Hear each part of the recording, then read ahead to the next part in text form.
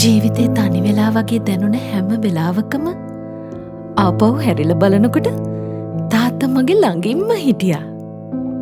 හැබැයි පළවෙනි පාරට මාව හොස්ටල් එකේ තනි කරලා ආව දවසේ මම කෑ ගහලා අඬනකොට තාත්තා hina වෙවි කාර් එකේ නැගලා ගියේ කොහොමද කියලා මට අදටත් හිතා ගන්න බෑ.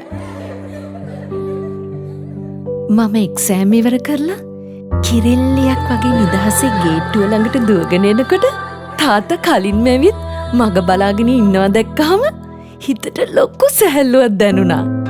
ඒත් එක දවසක් මගේ ඩිග්‍රී එකට ගෙවන්න සල්ලි මදි වෙලා තාත්තගේ කාර් එක විකුණපු වෙලාවේ මං එක ගග හැඬුවා. ඒ කාර් එක වෙන කෙනෙක් එක්ක ඈත නොපෙනී යන හැටි මං ඇස්වල කඳුළු පුරෝගෙන බලාගෙන හිටියා. ඒක තාත්තගේ කාර් එක. පහුවද තාත්තා කිසිම දෙයක් සිදු නොවුන ගාන්ට මගේ ඩොකියුමන්ට්ස් ටිකයි පාස්පෝර්ට් එකයි මට ගෙනත් දීලා ඔළුව අත ගෑවා. මගේ ඇස්වලින් මටත් නොදැනීම කඳුළු ගලාගෙන ගියා. ඒත් තාත්තා hina වුණා.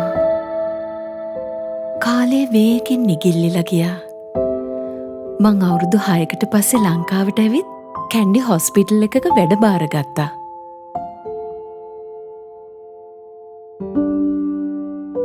ඒත් තාත්තා ඊට පස්සේ කවදාක්වත් අලුත් කාර් එකක් ගත්තේ නෑ.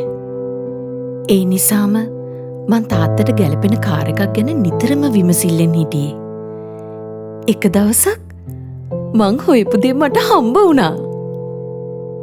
තාත්තේ තාත්තගේ අලුත් කාර් එක. මගේ කොරොල්ල එක. දුවේ අපේ කාර් එක. ජීවිතය කියන්නේ ආදරණීය බැඳීම් වල ලස්සනම මතකයන්ගේ එකතුවකට. ඔබේ ඒ වටිනාම මතකය හදවතට එකඟව සාධාරණව යහපත් අරමුණින් හදවතින්ම පරිස්සම් කරන්න අපි හැමදාම බැඳී ඉන්නවා. Toyota Life ආදරණීය බැඳීමක්.